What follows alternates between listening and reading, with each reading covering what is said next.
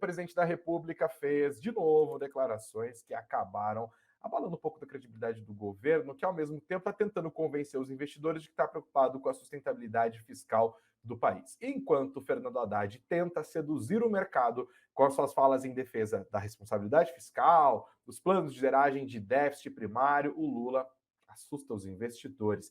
Hoje ele se reuniu com lideranças sindicais, anunciou a criação de uma comissão para tratar da política de valorização do salário mínimo. Isso é muito central nas propostas do PT, inclusive durante a campanha, inclusive durante os próprios governos do Lula, né? Ele defendeu que o aumento do salário mínimo esteja atrelado ao PIB, ou seja, você repõe a inflação de um ano para o outro e coloca ali um reajuste atrelado ao PIB, ou no mínimo do PIB, ou um pouquinho acima do PIB, uma fórmula que já foi testada anteriormente. A diferença é que quando o próprio Lula fez isso, e de fato foi uma política importante de valorização do salário mínimo naquele contexto, o Brasil estava gerando superávit, estava com o boom das commodities estourando, o dólar estava baixo, era uma outra circunstância nacional e internacional. Mas para Lula, a receita é a mesma. Receita do quê? A receita do crescimento, a receita da distribuição de renda na visão do presidente da República. Ele, inclusive, falou que o aumento do salário mínimo, abre aspas, é a melhor forma de fazer distribuição de renda, fecha aspas. Esse comitê vai ter que apresentar uma proposta para essa política de valorização do salário mínimo, e esse comitê será interministerial, ou seja, formado por representantes de várias pastas do governo Lula. São elas Fazenda, Trabalho, Planejamento, Previdência, Secretaria-Geral, Casa Civil, Indústria e Comércio. Em 90 dias, eles têm que apresentar uma proposta. E por que isso é importante do ponto de vista do mercado? O mercado, esse mercado malvadão, quer que as pessoas ganhem pouco, quer que a pobreza se perpetue no Brasil. Bom, não duvido da maldade de alguns do mercado, mas o que importa do ponto de vista do investidor em relação ao salário mínimo é o impacto que isso causa nas contas públicas. E aí não tem jeito, não se trata de bondade ou de maldade, porque um dos maiores gastos do governo brasileiro é com a nossa estrutura de seguridade social. A maior parte desses gastos estão ali na Previdência Social.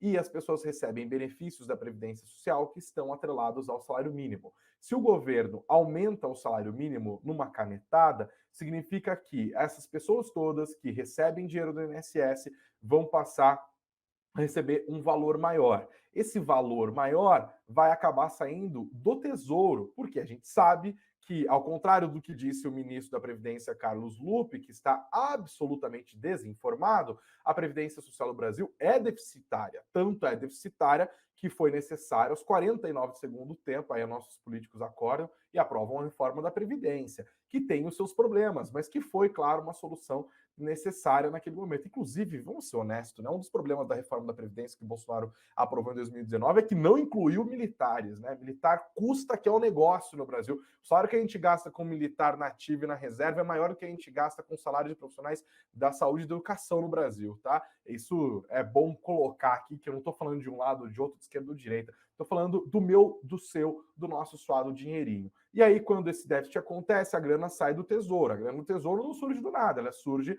do imposto que nós pagamos. Então, isso é um baita no problema, porque o Lula fala, quero aumentar o salário mínimo. Lindo, lindo, lindo. A gente pode botar o salário mínimo em 5 mil reais, em 10 mil reais. A questão é, de onde que vai sair a grana, presidente? Isso o Lula não falou no seu discurso hoje. Mas calma, calma que tem mais coisa. Além disso, ele também voltou a defender a isenção do imposto de renda para quem ganha até 5 mil reais por mês. Outra proposta da campanha. O Bolsonaro prometeu a mesma coisa lá atrás também, ficou 4 anos sentadinho na cadeira e, no final das contas, não entregou nenhum reajuste do imposto de renda. Olha, essa questão também tem que ser colocada dos dois pontos de vista. Faz sentido a gente não reajustar a tabela do imposto de renda? Não faz. A tabela, quando ela não é reajustada, ela se transforma numa ferramenta de distribuição de rendas avessas, como é a nossa estrutura tributária brasileira. Significa que cada vez mais pessoas vão pagar imposto de renda, vão ter que fazer essa declaração e o nível vai, né, que você fala lá, quem ganha 2 mil reais por mês tem que declarar imposto de renda. Eu congelo isso, as pessoas vão recebendo aumento ao longo do tempo, só que boa parte desses aumentos estão abaixo da inflação, ou seja, na prática a pessoa perdeu o poder de compra, mas ela entra ali naquela faixa em que ela tem que fazer a declaração do imposto de renda, ou seja, ela vai pagar mais imposto e ela está tendo, na prática, um ganho real menor do que no ano anterior, porque a inflação comeu o rendimento dela. Então, esta é uma ferramenta. Por que o Bolsonaro não fez isso durante 4 anos? Porque, entre outras coisas, é muito confortável deixar lá, porque é uma baita de uma grana que entra e reajustar a tabela exige um custo muito grande. Como assim custo? Você não está pagando nada para ninguém, você está deixando de arrecadar. Se você tem hoje R$ 1.900 para as pessoas declararem imposto de renda e você, numa assinatura, num estalar de dedos, passa para 5 mil, isso significa que o governo vai deixar de arrecadar essa grana. E não tem como deixar de arrecadar essa grana, porque a gente já está deficitário, porque o governo está gastando mais, porque ele está pedindo para gastar mais. O Haddad está tentando fazer todo um processo de corte de gastos, mas majoritariamente aumento de arrecadação para minimizar o risco fiscal. E aí o Lula fala de tirar do imposto de renda cerca de 60% dos declarantes, que são as pessoas que ganham até R$ 5.000. Ele disse, inclusive, que dentro do PT essa é uma discussão e que há economistas do PT que são contra essa decisão. E aí ele fez mais uma dessas declarações, desses aforismos de políticos no Brasil, que não responde nada do ponto de vista matemático. Ele falou: me perguntam como fazer a isenção do imposto de renda para ganhos de até R$ 5.000, se 60% da arrecadação vem de quem ganha até R$ 6.000. Então, vamos mudar a lógica, disse o Lula.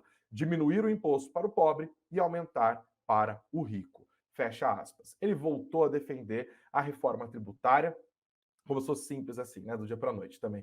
Voltou a defender a reforma tributária, lembrando que ontem o Haddad fez várias defesas importantes em relação à reforma tributária. A Simone Tebet, ministra do Planejamento, falou que eles vão abordar a reforma tributária primeiro por meio dos gastos sobre o consumo e não sobre os gastos, aliás, dos impostos que incidem sobre consumo e não sobre os impostos que incidem sobre renda. Essa seria uma segunda discussão, mas o Lula já antecipou o debate. E tem mais. Agora há pouco, enquanto a gente estava falando aqui no comecinho, a Globo News estava exibindo uma entrevista do presidente Lula para a Natuza Neri. E eu estava acompanhando aqui, na Olho no Peixe, Olho no Gato, o que ele falaria de economia. E ele criticou a independência do Banco Central. Não é uma crítica nova na boca do Lula, mas é uma crítica importante. A independência do Banco Central foi uma conquista ocorrida no governo do presidente Jair Bolsonaro. O Lula desdenhou disso, ele falou: duvido que esse presidente do Banco Central, sem citar o Roberto Campos Neto, seja tão independente quanto o Henrique Meirelles era no meu governo, né, fazendo uma provocação ali, e reclamou da meta de inflação. Lembrando que a meta de inflação para esse ano, determinada pelo Conselho Monetário Nacional, pelo CMN, que é presidido pelo Fernando Haddad, ministro da Fazenda, é de 3,25%. Isso significa que o CMN estabelece ao Banco Central o papel que é o guardião da inflação, o papel de manobrar a política monetária para fazer com que a inflação fique na meta, considerando que a gente tem ainda uma banda de variação de 1,5 ponto percentual. Isso não aconteceu nos 2 últimos anos, e por conta disso, Roberto Campos Neto teve que escrever cartinha,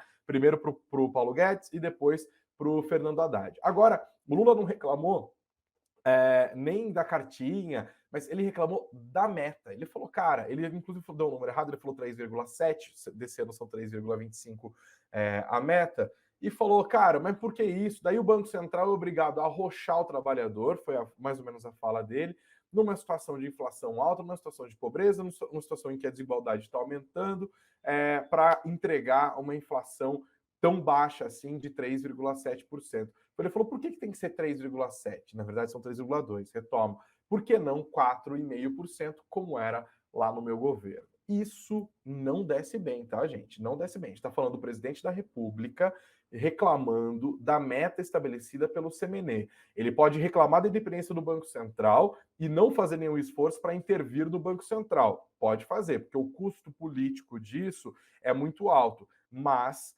mexer no CMN fica bem mais fácil quando esse CMN é presidido pelo ministro do presidente, né? A gente está falando do Fernando Haddad. Então, de novo, a gente está diante de uma situação em que Haddad rema para um lado, Haddad e Tebet, né, que estão sendo os nomes mais vocais do governo em defesa de sustentabilidade fiscal, falando de preocupação com conta pública, de zeragem de déficit, de apresentação de planos para mostrar comprometimento do governo Lula com isso, e o próprio presidente da República remando na direção contrária, reclamando de empresário, reclamando do mercado, reclamando que o mercado não confia nele, que ele entregou 8 anos de superávit, é tudo verdade, presidente, é tudo verdade, mas a situação é outra, completamente outra.